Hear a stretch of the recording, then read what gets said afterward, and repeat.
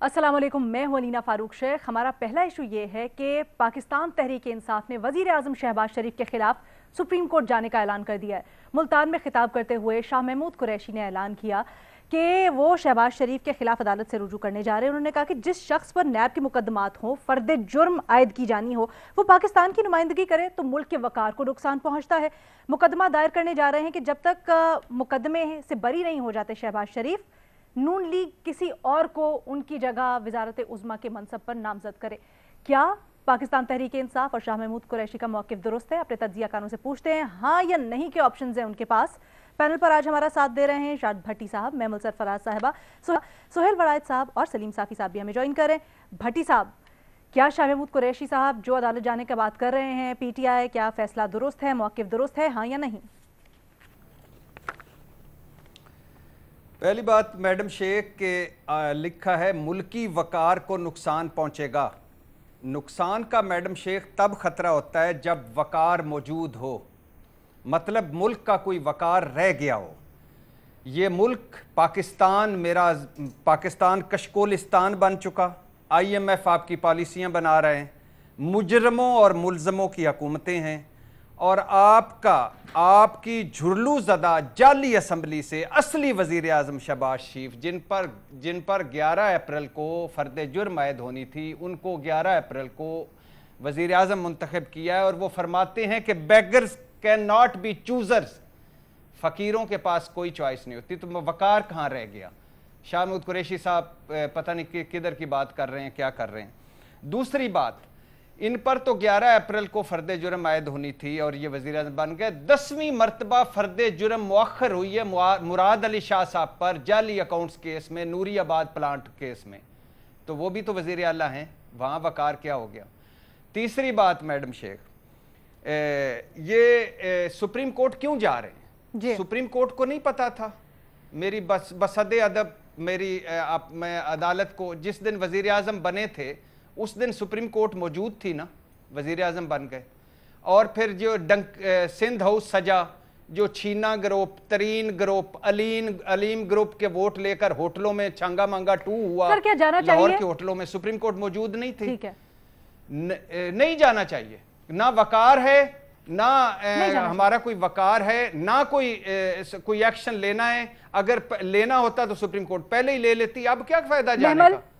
आपका क्या मौक़िफ़ है? मेरा टाइम खत्म हो गया मैडम शेख, आपका क्या मौक़िफ़ है? मुकर्रर वक्त के अंदर। बिल्कुल नहीं सर, अल्लाह पाक आपको बहुत टाइम दे, अल्लाह पाक आपको सलामत रखे। जवाब देने का टाइम आपका खत्म हो गया, महमल का शुरू हो गया। महमल जी अलीना, बिल्कुल भी मौक़िफ़ दुरुस्त नहीं है, क्योंकि एक कानून के अंदर आखिरी अशरे में हल्की हल्की जुगतें, ठंडी ठंडी जुगतें मना है मैडम शेख, क्योंकि प्रिजम्पशन ऑफ इनोसेंस जो होती है, जब तक के सजा ना मिल जाए वो वहीं पे होती है, खा वो शहबाज शरीफ साहब हो, इमरान खान साहब हो, जरदारी साहब हो, नवाज शरीफ साहब हो, कोई भी हो। दूसरी चीज ये कि अलीना देखिए, ये एक बड़े अनफॉर्चुनेट चीज है कि एक ये बयानिया ये बना दिया गया है। हालांकि अगर ये बिल्कुल ये जेन्युइन केसेस भी हो सकते हैं, इसमें ऐसी कोई बात नहीं है, कोई दो राय नहीं है, और उसके अंदर सजा अगर हो जाए तो फिर तो वैसे ही शहबाज शरीफ साहब जो है वो डिस्क्वालीफाई हो जाते हैं ना, अगर कन्विक्ट हो जाते हैं तो फिर तो वो वजीर आजम रहेंगे भी नहीं। लेकिन अभी तक ये सब की सब एलिगेशन है। अब एलिगेशन का यहाँ पर आपको हमें मालूम है कि यहाँ पर किस तरीके से केसेस बनते हैं। यहाँ पर ये इस तरह का मुल्क है कि जहाँ के ऊपर नैब जो है उनको फिर ये नैब के ऊपर जजमेंट्स दी जाती हैं। ये कहा जाता है कि ये पॉलिटिकल अपोनेंट्स को टारगेट किया जा रहा है। नैब से पूछा जाता है हुकूमत के कितने केसेस आपने बनाए। नैब से कहा जाता है कि एहतसाब के नाम के ऊपर ये पॉलिटिकल विक्टिमाइजेशन हो रही है, इस तरह की चीजें जजमेंट्स आती है। नैब के चेयरमैन की वीडियोज आ जाती हैं, बहुत सारी चीजें इस तरीके से इन्फ्लुएंस होती है। हमें ये भी मालूम है कि जी किस तरीके से 2018 के इलेक्शंस के दौरान क्या हुआ, किस तरह से मियां नवाज शरीफ साहब को सजा क्यों लाजिम थी दिलवानी, किस चीज का प्रेशर था।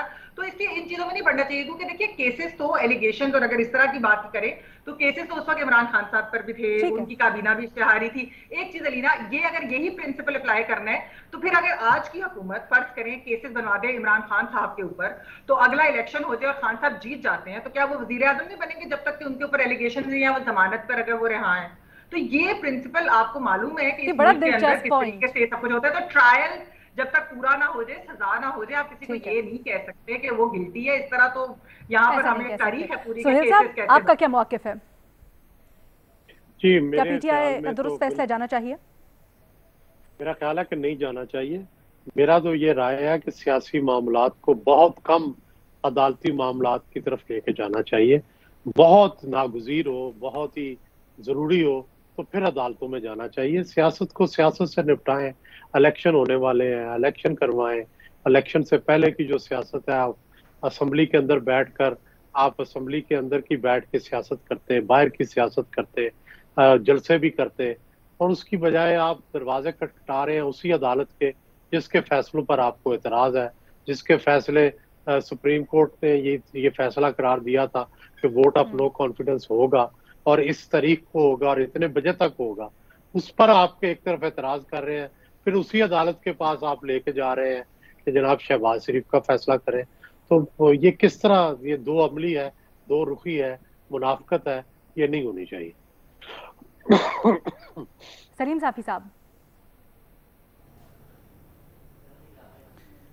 देखिए, पहले एक तो ये देखना चाहिए ना कि बात करने वाला कौन है।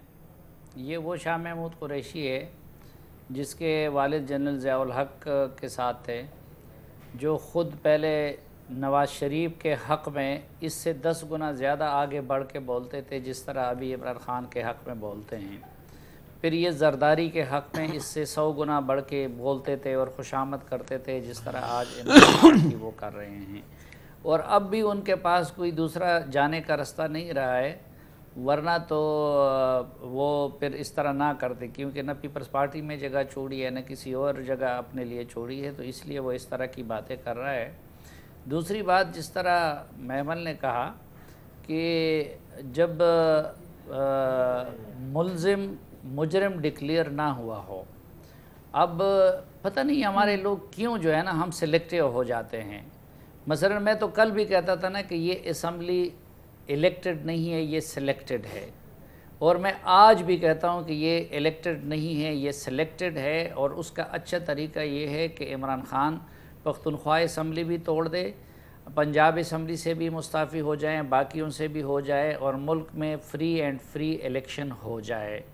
ये जो आजकल बाज़ लोग लगे हुए हैं, तो ये बाज़ हमारे रिटायर्ड फ़ौजी, तो मैं इनसे पूछता हूँ कि क्या तुम लोगों को मालूम नहीं है कि इलेक्शन के दौरान पोलिंग एजेंटों को निकाला गया और उनसे टप्पे निकलवाए गए, और ये उस सुप्रीम कोर्ट के पास जा रहे हैं जिनके पास कासम सूरी का जो तीसरे नंबर पे आया था और 60,000 के करीब टप्पे उनके लिए लगवाए गए। उनका केस जो है वो 2.5-3 साल से वो पड़ा हुआ है, स्टे पे वो चल रहा है, और उधर वो डिप्टी स्पीकर बन के बड़े बड़े लीडरों पे वहाँ वो बदमाशियाँ करता था। तो उसूल पर, अच्छा, इमरान ख़ान जब वज़ीर आज़म बन रहे थे उससे पहले उसने सिविल नाफरमानी का ऐलान नहीं किया था, उससे पहले PTV हमला केस नहीं था। बाज़ चीज़ें तो हम शर्म के मारे और रोज़ा है वो कह नहीं सकते, उस पर तो आलमी अदालतों में भी केसेस चल रहे थे। तो अगर वो बन सकते हैं तो जो उसूल उनके लिए था तो वो उसूल पर शहबाज शरीफ के लिए भी होना चाहिए था, तो वो उनके लिए भी होना चाहिए। दोनों तरफ एक ही उसूल है। आपका भी नहीं का ऑप्शन है। हमारा पूरा का पूरा पैनल इस सवाल के जवाब में नहीं का ऑप्शन ले रहा। एक छोटी सी ब्रेक लेनी है, लेकिन कुछ खबरें हैं जो गर्दिश कर रही हैं। एक छोटी सी ब्रेक के बाद उनके ऊपर ज़रा पूछते हैं अपने एनालिस्ट से, क्या ये सही है या नहीं। वेलकम बैक जी। मरीम नवाज़ उम्रे पर जाना चाहती हैं और पासपोर्ट की वापसी के लिए इसी घर से उन्होंने लाहौर हाई कोर्ट से रुजू भी कर रखा है और दरख्वास्त की है कि उनका पासपोर्ट वापस किया जाए। शहबाज शरीफ साहब भी जा रहे हैं, जैसा कि आप सबको पता है, उनका स्केड्यूल भी जारी कर दिया गया है कौन कौन जा रहा है। लेकिन कुछ अफवाहें गर्दिश कर रही हैं कि ये जो प्लान सऊदी अरब है, इसमें लंदन में क़याम पजीर इलाज की गर्ज से नवाज शरीफ साहब भी शामिल होंगे। वो सऊदीया जाएंगे, उम्रा करेंगे और फिर वापसी पर पाकिस्तान आएंगे। इन अफवाहों में कितनी सदाकत हो सकती है, क्या सच है भी या नहीं, अपने तज्जियाकारों से पूछते हैं। सोहेल साहब, आपके पास बड़ी अंदर की खबरें होती हैं, सर क्या सच है बात? मेरा नहीं ख्याल कि अभी फौरन मियां साहब वापस आएंगे जब तक उनके केसेस का फैसला नहीं होता, किसी सरसरत में कोई न्यायालय का मामला नहीं होता, कुछ आगे बढ़ेंगे केसेस, तो फिर मेरा ख्याल आएंगे और आके नवाज शरीफ साहब के लिए एक नई सियासी मसला पैदा भी नहीं करेंगे। जाहिर है वो आएंगे तो फिर जलसे जुलूस भी होंगे, सियासत भी होगी। तो बजाय इसके कि गवर्नेंस के मामलात निपटने की बजाय सियासत के मामलात जो है वो कर पड़ेंगे, और फिर इमरान खान चढ़ दौड़ेंगे कि जी आपने अपने भाई को बुला लिया है, और आपके भाई तो जो थे उनको गिरफ्तार होना था, ये होना था, वो होना था। तो ये सारी एक नई कंट्रोवर्सी बन चढ़ेगी। ये हो सकता है कि सऊदी अरब आए, दोनों वहां इकट्ठे रहे, दोनों मिले, ये हो सकता है। और ये भी हो सकता है मरियम भी वहां जाए, लेकिन फिलहाल मेरा नहीं ख्याल नवाज शरीफ फौरन पाकिस्तान आएंगे। सर ये सऊदिया जाने वाला हो सकता है या होगा? नहीं होगा, सऊदिया तो जाएंगे मेरा ख्याल है। अब देखना यह है कि अदालतें क्या मरियम को इजाजत देती हैं। वैसे ये कैसा लगेगा सलीम साफी साहब कि वो लंदन में इलाज के गर्ज से थे, सऊदी अरब जा रहे हैं लेकिन पाकिस्तान नहीं आ रहे, और क्या आपको लगता है ये जो पाकिस्तान वापसी वाला प्लान है, ऐसा इसमें कुछ सच है? जो मेरी आखिरी इत्तलात ये हैं कि वो उनकी ख्वाहिश थी उम्रे की, लेकिन कि आ जाएं उम्रे के लिए, लेकिन बड़े मियाँ साहब नहीं आ रहे उम्रे के लिए। आखिरी इत्तलात मेरी ये हैं। फ़ैसला उनका बदल भी सकता है, लेकिन बहरहाल अब ये है कि वो नहीं आ रहे हैं। नहीं आ रहे हैं और उम्रे का भी प्लान नहीं है। और पाकिस्तान आने के बारे में तो सुहेल साहब की राय से इत्तेफाक करते जी। हाँ। अच्छा ठीक है, ना पाकिस्तान ना उम्रा, दोनों कुछ भी नहीं हो रहा है। भट्टी साहब अभी इमीडिएटली कुछ भी नहीं हो रहा है। इरशाद भट्टी साहब उम्रे पे जा रहे हैं, ये मुझे पता है। भट्टी साहब आप वापसी पे मियां साहब का साथ तो नहीं लेके आएंगे? चेंज कर लिया ये तो प्लान नहीं है। चेंज किया भट्टी साहब। एक तो फेम और दुनिया का मशहूर तरीन इंसान होना भी जुर्म है कि मैं कितना छुपाता फिर रहा हूँ, और साफी साहब तक को पता चल गया कि मैं उम्रे पे जा रहा हूँ।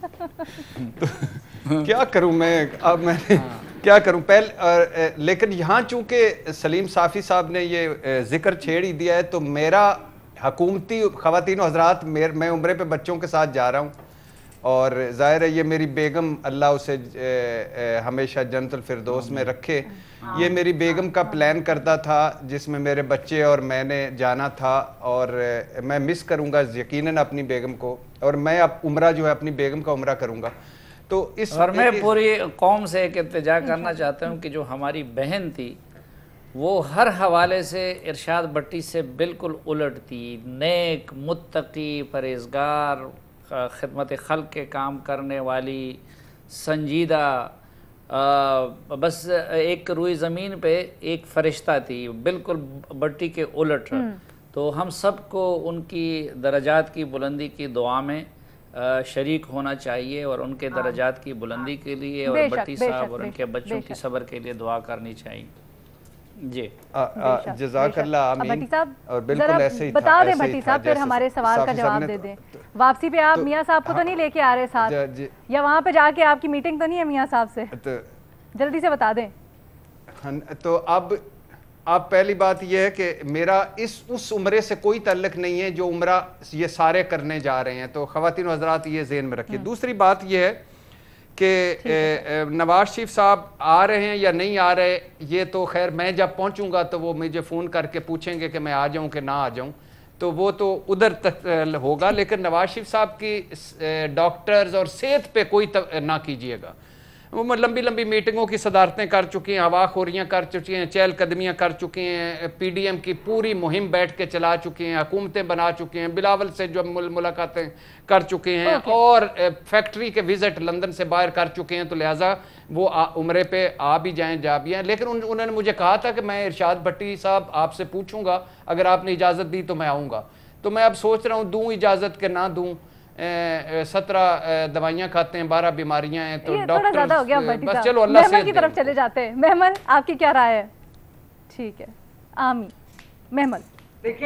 देखिए अलीना, जिस तरह साफी साहब ने भी कहा, शेख साहब भी, उनकी ख्वाहिश जरूर है उम्रे पे आने की, उनकी ख्वाहिश थी। इस चीज का जो है वो नूनी ज़राए ने इजहार भी किया, लेकिन अब वो साफी साहब जिस तरह कह रहे हैं उनकी आखिरी इत्तलात के मुताबिक तो शायद वो नहीं आ रहे। लेकिन ऑब्वियसली ये तो वो हम प्रिडिक्ट नहीं कर सकते कि आएंगे कि नहीं, बस खबरें ही मालूम होती हैं। जहाँ तक पाकिस्तान आने की बात है, तो देखिए आपको याद होगा कि शायद खाकान अब्बासी साहब ने कहा था कि जब मियाँ साहब वापस आएंगे तो उन्हें जेल जाना पड़ेगा। तो या तो इस वक्त वो अगर इस वक्त आने का, जिस तरह सुहेल साहब ने भी पूरी बात की, मैं उनसे इत्तेफाक करती हूँ इस चीज के ऊपर कि ये टाइमिंग जो है, ये क्या वो आते ही वो आकर जेल जाएंगे? क्योंकि देखिए जिस तरह से हमने पिछले सवाल में बात की ना कि सियासी केसेस नहीं बनने चाहिए, इसी तरह सियासी रिलीफ भी इस तरीके से नहीं मिलना चाहिए। ये नहीं हो सकता ऑप्टिक्स के वो आए और यहाँ पर वो जेल ही ना जाए। या उनको जेल जाने से बचाया जाए। तो ये भी एक नई गवर्नमेंट आई है। फिर वो इमरान खान साहब का जो बयानिया है कि NRO 2 और वो वाली सारी चीजें, फिर वो तो उस चीज के अंदर फीड इन करेगा ना। अगर अभी आ जाते हैं, जो सुना था कुछ इस तरह की खबरें भी थी कि जी ईद के बाद आएंगे, ये वाली चीजें जो थी। तो दूसरी चीज ये है लीना कि एक चीज ये भी होगी कि वो कहेंगे कि इस वक्त आए हैं, तो फिर वो जाहिर बात है सियासी जलसे जुलूस, जिस तरह सुहेल साहब ने कहा, फिर तो वो लगेगा कि शायद कोई इलेक्शन कैंपेन मोड में चले गए। तो अभी तो ये गवर्नमेंट आई है, स्टेबल नहीं हुई, इकोनॉमिक इतने चैलेंजेस है, तो क्या आते ही वो अपने भाई के लिए करेंगे? तो वो अपने भाई, देखिए दो ही लोग ये डिसाइड करेंगे, ये मियां नवाज शरीफ अच्छा नहीं होगा, मियां शहबाज शरीफ, ये मियां नवाज शरीफ और शहबाज शरीफ, ये दो लोग ही इस चीज के डिसीजन लेंगे। और अभी तक तो यही लगता है कि ये मुश्किल है। अलीना जल्दी से साफी साहब, then I have to take a break. जी, एक मसला तो ये है कि उनको शहजाद अकबर साहब ने पाकिस्तान लाना था, तो वो शहजाद अकबर साहब तो खुद पाकिस्तान से भाग गए, तो अब नवाज शरीफ को लाने वाला कोई है भी नहीं ना। अच्छा चले, हम इस चीज पे कंक्लूड करते हैं कि जो उम्रे से मैं वाहिद उम्मीद रह गया हूं, मेमल सही कह रही हैं, इस मुल्क और कौम की। भट्टी साहब आपसे उम्मीदें हैं, तो फिर चले इसके ऊपर भी हम पोल करा देते हैं मीडिया के ऊपर। बताएं इरशाद भट्टी साहब, कौम की आखिरी उम्मीद है कि नहीं? लेकिन अभी एक छोटी सी ब्रेक लेनी है हमें सवाल के जवाब में। हमारे एनालिस्ट कहते हैं कि उम्रे पे आने से मुतालिक इत्तलात थी तो, लेकिन शायद ये अब प्लान कैंसिल हो गया है और वापसी का अभी कोई इरादा नहीं है। छोटी सी ब्रेक, तीसरे सवाल के साथ हाजिर होते हैं।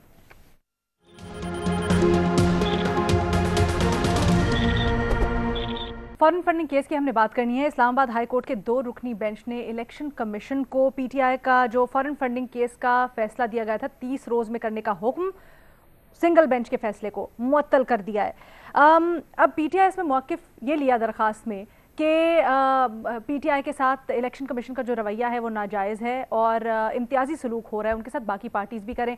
हालांकि जो बाकी पार्टीज़ हैं वो इसमें ये कहती हैं कि पाकिस्तान तहरीक इंसाफ इसमें छुपा रही है जो मुबैना गैर कानूनी फॉरेन फंडिंग है, इसलिए इतनी ताख़ीर। अब 2014 से ये केस जारी है, कहा जा रहा है 8 साल गुजरने के बावजूद पाकिस्तान तहरीक इंसाफ क्यों इसका फैसला नहीं चाहती है, क्यों डिलेइंग टैक्टिक्स इस्तेमाल कर रही है, और इलेक्शन कमीशन के दफातर के बाहर एहतजाज का भी ऐलान कर दिया गया है पाकिस्तान तहरीक इंसाफ की जानिब से। तो सवाल हमारा कुछ यूँ कि PTI के फॉरेन फंडिंग केस में 8 साल ज़ेरे समात है ये केस। अगर कुछ गलत नहीं किया पाकिस्तान तहरीक इंसाफ ने, तो इसके फैसले में ताख़ीर चाहती क्यों है? ओपन ऑप्शन है हमारे तमाम एनालिस्ट के पास। भट्टी साहब, क्या वजह समझते हैं?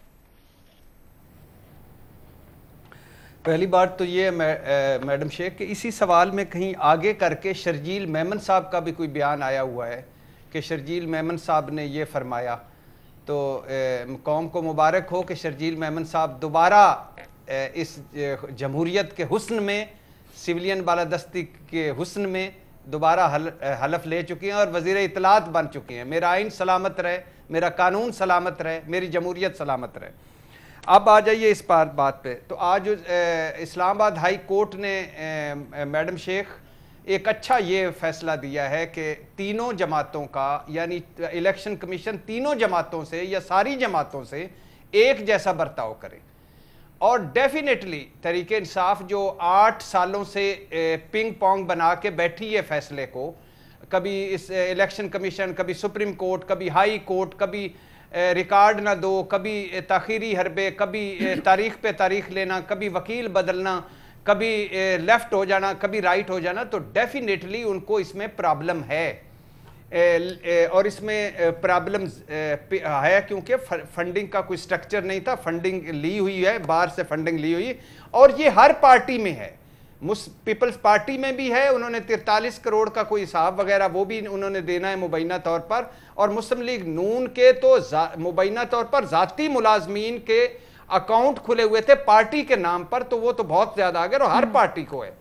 और इस पे जाहिर है जो फैसला इलेक्शन कमीशन करेगा, अब जो होगा वो होगा। लेकिन ये हमारे सारे इदारों के लिए मेरा ख्याल है कि खौफ खुदा की अलामत है कि 8 साल से एक फैसला नहीं हो पा रहा। उस फैसले जैसा भी हो, कितने कानून को हम मिस यूज कर सकते हैं या लंबा खींच सकते हैं रबड़ की तरह, और कि 8 साल से वो एक फैसला नहीं हो रहा। और आखिरी बात मैडम शेख के सारों का फैसला करें, एक साथ फैसला करें। और जो आपने कहा ना इलेक्शन कमीशन के बाहर तो ये कहानी 3.5 साल पहले यहाँ से शुरू हो रही थी, हुई थी कि आज की हुकूमत इलेक्शन कमीशन के सामने थी और आज वो जब अपोजिशन में थी, आज वो हुकूमत में आई है तो आज की अपोजिशन इलेक्शन कमीशन के सामने है। और मौलाना साहब ने तो कहा था 14 अगस्त भी नहीं मनाऊंगा, इलेक्शन कमीशन के सामने पहले मुजाहरे में। तो ये वक्त बदलते रहते हैं मैडम शेख, बहरहाल फैसला होना चाहिए और लेकिन आप खुदा के लिए कर दो। ठीक है जी, कहानी वही है। महमल भट्टी साहब ने वजह बताई, आप क्या समझती हैं क्यों ताखीर चाह रही है पाकिस्तान तहरीक इंसाफ? अगर सब कुछ है साफ, व्हाई नॉट? देखिए रीना, पहली बात तो ये कि अगर कानूनी बात करें ना तो इसके ऊपर फॉरेन फंडिंग में भी अगर कोई मिस डिक्लेरेशन या नॉन डिक्लेरेशन या ऐसी है तो उसकी एक पेनल्टी होती है, मतलब जो उसकी सजा इतनी होती है। ये जो बातें बहुत ज्यादा हो रही हैं कि क्या पार्टी पे बैन लग जाएगा, क्या डिस्क्वालीफाई हो जाएंगे, ये वाली चीजें ये बिल्कुल ये सही नहीं है कानूनी तौर पर अगर देखा जाए। ये हमें सियासी बातें, उनको नुकसान ये होगा कि वो एक सियासी बयानियां बनाए हुए ना कि साफ है, शफाफ है, ट्रांसपेरेंट है हर चीज, उसका जरूर एक बयानिए का नुकसान होगा अगर कोई इस तरह की चीजें सामने आई।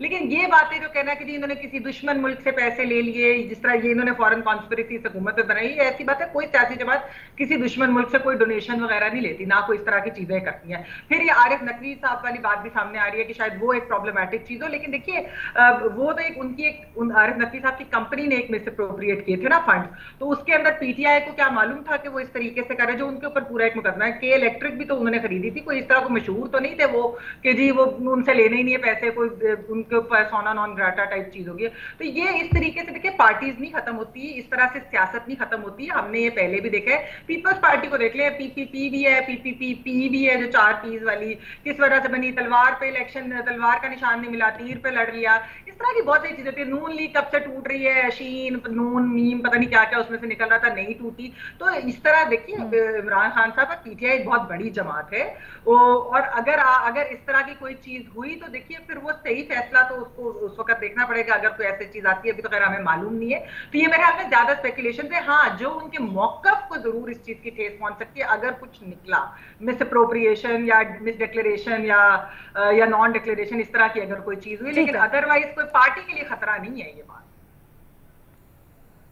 होनी नहीं चाहिए। सलीम साफी साहब, देखिए, एक तो ये जो हम बार बार कहते हैं ना कि इदारों को डिस्क्रेडिट ना करें, अब ये फ़ैसला किसने दिया है? आज वही जस्टिस अतर मिनल्लाह है और जस्टिस बाबर सत्तार साहब हैं, और कितनी ट्रोलिंग की कल जब वो थोड़ा बहुत इंसाफ दे रहे थे और हम जैसे मज़लूमों के लिए जो उस वक्त हुकूमत के ज़ेर अताब थे तो उनके लिए एक सहारा बने हुए थे, तो वो कंवल शोज़ब के अल्फाज याद करे अतर मिनल्लाह साहब के बारे में।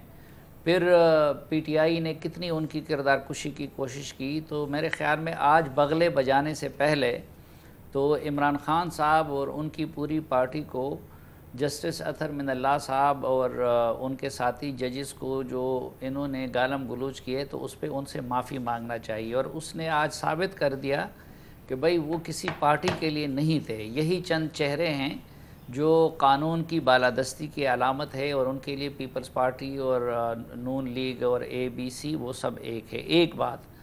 दूसरी बात ये है कि आज भी पीटीआई वाले उस फैसले को मिस इंटरप्रेट कर रहे हैं। ये अभी मेरे सामने उनका फ़ैसला, उन्होंने एक बुनियादी और उसूल पे मबनी फ़ैसला दिया है। इनका पिटीशन ये था कि हमारे साथ इम्तियाजी सलूक हो रहा है, तो अदलिया ने ये हुक्म दिया है कि सब पार्टियों को यकसा ट्रीट किया जाए और सबके साथ एक। और फिर ये कि वो सिंगल बेंच का फ़ैसला था तो वो 30 डेज़ का जो उनको पाबंद बनाया गया था तो वो ख़त्म कर दिया गया है। तो अब इलेक्शन कमीशन के पास कानूनी इख्तियार है। एक और बात कि देखिए, ये उसूल हमें किसने बताया था? ये इमरान खान साहब ने, कि जब पानामा का मामला आ गया तो हम कहते थे कि यार इसमें और भी तो बहुत सारे लोगों के नाम हैं, तो उन्होंने कहा नहीं, नवाज शरीफ वज़ीर आज़म है और पहले उनका होना चाहिए, बाकियों का आज तक नहीं हो सका। तो एक बुनियादी फ़र्क ये है कि ये केस 2014 से, अब अमरीकी साजिश उस वक्त से शुरू हुई थी जब ओबामा सदर थे, बीच में ट्रंप भी आ गए, अमरीकी साजिश कामयाब नहीं हो गई, वो भी चले गए, ओबामा भी चले गए, और अब जो बाइडन आ गए और वो केस उधर चल रहा था। तो पिछले सालों में इलेक्शन कमीशन डिक्टेशन लेके इम्तियाजी सलूक कर रही थी दीगर जमातों के साथ। मसलन ये हम बूढ़े हो गए, मर जाएंगे और इस केस का फैसला नहीं हो पाएगा। दूसरी बात ये कि दूसरी ये पार्टी का अपना बंदा गया है उनके खिलाफ। अच्छा, फिर इसमें अब देखें कि स्टेट बैंक ऑफ पाकिस्तान ने जो रिकॉर्ड दिया है स्क्रूटिनी कमेटी ने, ये बड़ी जरूरी बात है। ठीक है, आप भी वही कह रहे हैं जो भट्टी साहब ने कहा है, कमीशन के सामने 11 अकाउंट डिक्लेयर नहीं किए गए, या एटलीस्ट तासुर मिलता है। गड़बड़ के शवाहिद नहीं है। इंसाफ अपनी जो सेट की हुई ओपन एंड शट केस है, ओपन एंड शट केस है कि स्क्रूटिनी कमेटी ने ये कह दिया है कि 11 अकाउंट्स जो है। हाँ। मैडम शेख, एक इसमें जुमला ऐड करना चाहूंगा। एक ये है कि ये केस उतना बड़ा डेंजरस नहीं है, उतना खतरनाक नहीं है, उतना खतरनाक नहीं। सिर्फ एक जुमला, जितना केस अब एक और सुना बनाया जा रहा है कि इमरान खान ने जो तोशा खाना से 58 वो जो तोहफे लिए थे उसको जो बेचे गए थे और जो बेच के रकम आई थी, तो वो रकम की ट्रांजैक्शन जो है वो डिक्लेयर नहीं की गई। 128 वो हैं, वो बनती हैं उसमें ट्रांजैक्शन। इसमें तो उस पे इसी पे जहांगीर तरीन सुना नायल हुए वो ना डिक्लेयर करने पर, इसी पे नवाज शरीफ साहब का केस भी चला। अपनी जगह पे ना भट्टी साहब ठीक कह रहे हैं, भट्टी साहब ठीक कह रहे हैं, केस बन रहा है और पंजाब में केसेस बहुत सारे बन रहे हैं। वो अलीना एक मिनट, वो तो ऐसे ऐसे केसेस आएंगे ना कि आप लोग, हम कानों को हाथ लगाएंगे कि अच्छा ये भी इन्होंने किया है, वो जो मजीद केसेस आ रही हैं। लेकिन इसमें देखें एक बुनियादी नुक्ता कि स्क्रूटिनी कमेटी ने स्टेट बैंक ऑफ पाकिस्तान की रिकॉर्ड की बुनियाद पे ये कहा, लिख के दिया है इलेक्शन कमीशन को कि ये 11 अकाउंट इमरान खान ने डिक्लेयर नहीं किए थे। तो वो 11 अकाउंट किसके नाम पे है? नहीं किए। वो असद कैसर के नाम पे है, वो दूसरे के नाम पे है। हम आगे की तो बात कर रहे हैं कि आगे कौन से केसेस बनने जा रहे हैं या क्या क्या आगे चीजें खुल के आएंगी। ये तो 8 साल से 2014 से ये केस चल रहा है और कितनी इसमें डिलेज हुई। सुहेल वड़ाइद साहब, ट्रांसपेरेंसी के दावेदार क्यों ताखीरी हरबे इस्तेमाल कर रहे हैं? बहुत गलत कर रहे हैं। मैं मैमल से इत्तेफाक करता हूँ कि अगरचे बड़ा शोर है इस फॉरेन फंडिंग केस का, लेकिन मैं समझता हूँ इसके जरिए इमरान को नायल करार नहीं दिया जा सकता। इमरान एक सियासी कुव्वत बन चुके हैं और अदालतों के फैसले सियासी कुव्वतों पर और सियासी फैसलों पर कम ही असरअंदाज होते हैं। आप किसी को नायल कर भी दें लेकिन वो सियासी कुव्वत बरकरार रहती है। तो इसलिए मेरा नहीं ख्याल कि फॉरेन फंडिंग केस इतना बड़ा प्रॉब्लम है। लेकिन सर ये आप जो कह रहे हैं वो बिल्कुल आपकी राय, लेकिन ये अमलन कैसे होगा? नहीं, अमलन बुनियादी बात है कि अगरचे डराया जा रहा है, लेकिन बात यह है कि मेरा नहीं ख्याल कि इससे पीटीआई को कोई बहुत बड़ा नुकसान होगा या पीटीआई को बैन कर दिया जाएगा या पीटीआई को नायल करार दे दिया जाएगा। इससे कुछ जुर्माना हो सकता है। किसी पूरी पार्टी को और इतनी पॉपुलर पार्टी को मेरा ख्याल है बैन करना वैसे भी नामुनासिब होगा। ठीक है सुहेल वड़ाइद साहब, आपका पॉइंट आ गया। हमारे तज्जियाकारों की राय आपने जानी, अपनी राय सोशल मीडिया पर आगाह कीजिएगा। इजाजत दीजिए, अल्लाह हाफिज।